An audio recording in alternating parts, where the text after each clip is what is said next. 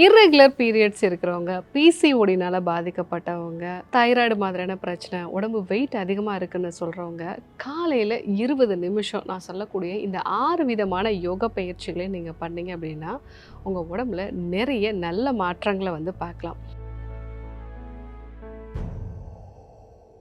சுவாசத்தை முறைப்படுத்தி யோக பயிற்சிகளை பண்ணும் பொழுது ஒரு ஹார்மோன் மட்டும் இல்லை, எல்லா ஹார்மோனுமே முறைப்படுத்தப்படுறதுனால ஹார்மோன்ஸ் எல்லாமே வந்து ஒரு ட்ரெயினில் இருக்கக்கூடிய ஒவ்வொரு கோச் மாதிரி தான். ஒன்று பாதிக்கப்பட்டாலும் அடுத்த விஷயம் தடம் புரள ஆரம்பிச்சிடும். ஏன் யோக பயிற்சி மற்ற பயிற்சிகளை விட சிறந்தது? முக்கியமாக இந்த பிசிஓடி தைராய்டு மாதிரியான பிரச்சனை இருக்கிறவங்களுக்கு ஏன் யோக பயிற்சியை பண்ணணும்?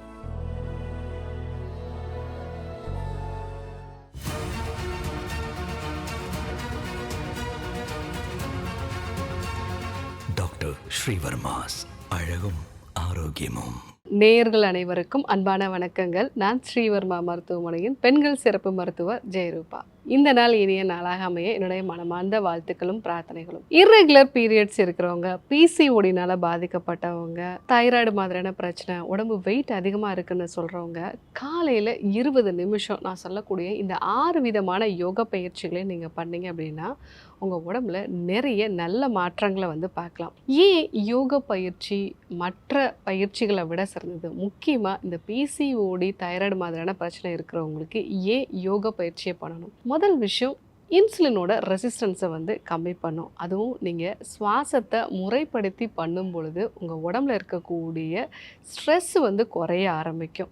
ஸோ நீங்கள் சுவாசத்தை முறைப்படுத்தி பண்ணும் பொழுது உங்கள் தண்டுவடத்தில் இருக்கக்கூடிய எல்லா பகுதியுமே வந்து நல்லா ஸ்ட்ரெச் ஆகும். நம்ம உடம்புல இருக்கக்கூடிய இந்த நாளமில்லா சுரப்பிகள் இது எல்லாமே நம்மளுடைய தண்டுவடத்தினுடைய தொடர்புடையதாக தான் இருக்கும். ஸோ அப்போது நீங்கள் சுவாசத்தை முறைப்படுத்தி யோக பயிற்சிகளை பண்ணும் பொழுது ஒரு ஹார்மோன் மட்டும் இல்லை, எல்லா ஹார்மோனுமே முறைப்படுத்தப்படுறதுனால ஹார்மோன்ஸ் எல்லாமே வந்து ஒரு ட்ரெயினில் இருக்கக்கூடிய ஒவ்வொரு கோச் மாதிரி தான்.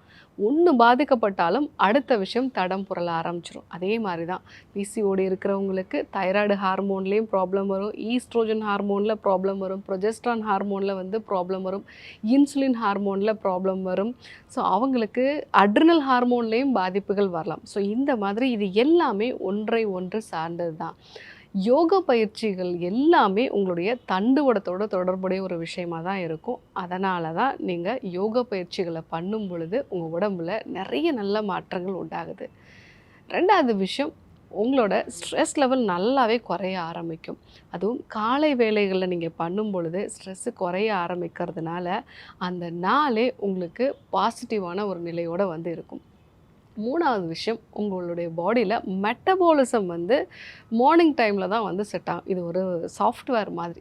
மார்னிங்கே நீங்கள் ப்ராப்பரான ஒரு யோகா பயிற்சிகளை பண்ணும் பொழுது வளர்சிதை மாற்றம் முறைப்படுத்தப்படுறதுனால நீங்கள் சாப்பிட்ற உணவு உடம்புல சத்துக்களாக போகும், அது கொழுப்பாக மாறி ஸ்டோர் ஆகாது. இந்த காரணங்களால் தான் நம்ம யோகா பயிற்சியை பரிந்துரை பண்ணுறோம். என்னென்ன யோகா பயிற்சிகளை பண்ணணும்? முதல்ல பண்ண வேண்டிய விஷயம் பத்த கோணாசனம், பட்டர்ஃப்ளை ஆசனம்னு நம்ம சொல்லுவோம். ஸோ இந்த பட்டர்ஃப்ளை ஆசனம் பண்ணும்போது நம்மளுடைய இன்னர் தை வந்து நல்லா வந்து ஸ்ட்ரென்தன் ஆகும். அதே மாதிரி pelvic floor muscles, core muscles இது எல்லாமே வந்து நல்லா ஸ்ட்ரென்தன் ஆகும். மூலாதார சக்கரம் வந்து ஆக்டிவேட் ஆகும்.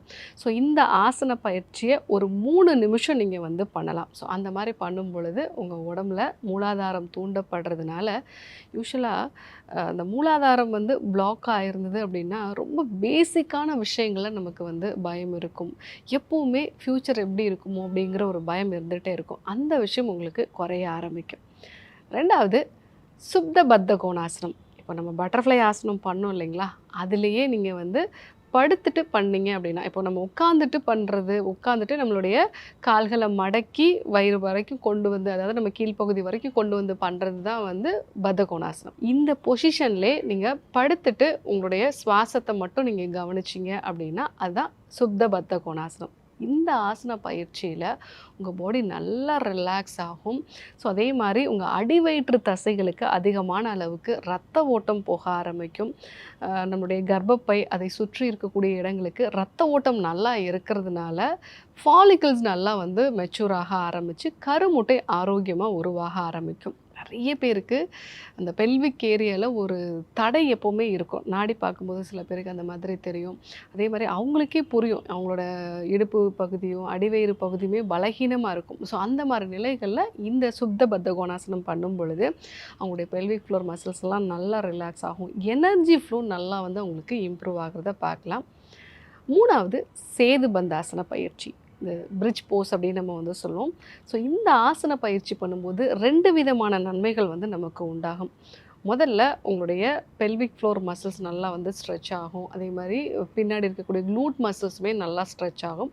இது கூட உங்களுடைய தைராய்டும் வந்து ஸ்டிமுலேட் ஆகும். பிசிஓடி இருக்கிறவங்கள நிறைய பேருக்கு சப்கிளினிக்கல் தைராய்டு இருக்கிறத நம்ம பார்க்கலாம். ஸோ இந்த 2 விஷயத்தையும் அது சரி பண்ணுறதுனால இந்த பிரிட்ஜ் போஸும் நம்ம வந்து பண்ணலாம்.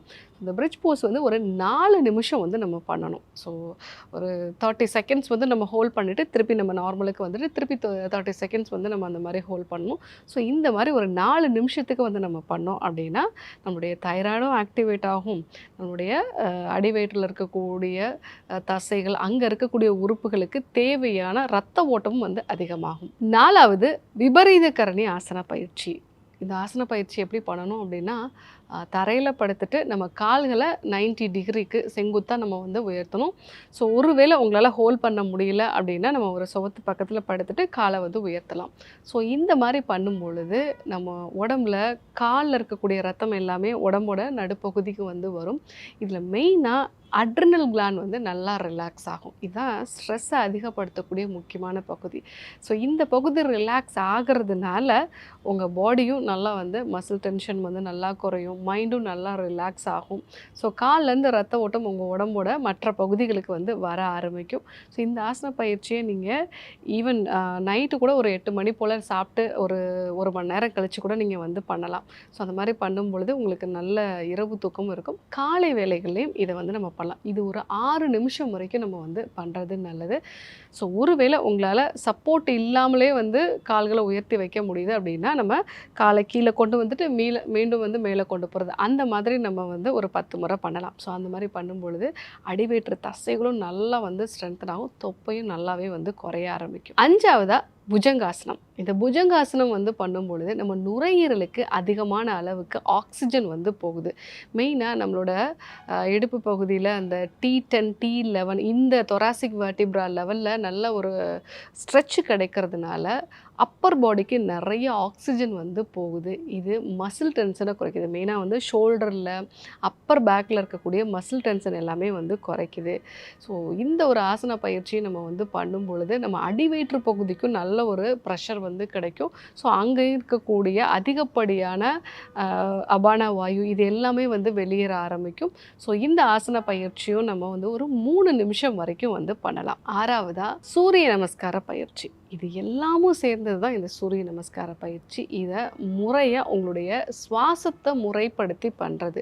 ஸோ 12 முறை நீங்கள் வந்து சூரிய நமஸ்கார பயிற்சி இல்லை 21 முறை நீங்கள் சூரிய நமஸ்கார பயிற்சியை நீங்கள் பண்ணுறீங்க அப்படின்னாலே உங்கள் உடம்பு நல்லா வந்து வேர்த்துடும், உங்கள் சுவாசம் வந்து கரெக்டாக முறைப்படுத்தப்படும், உங்கள் உடம்புல இருக்கக்கூடிய எல்லா தசைகளுமே வந்து ஆக்டிவேட் ஆகும்.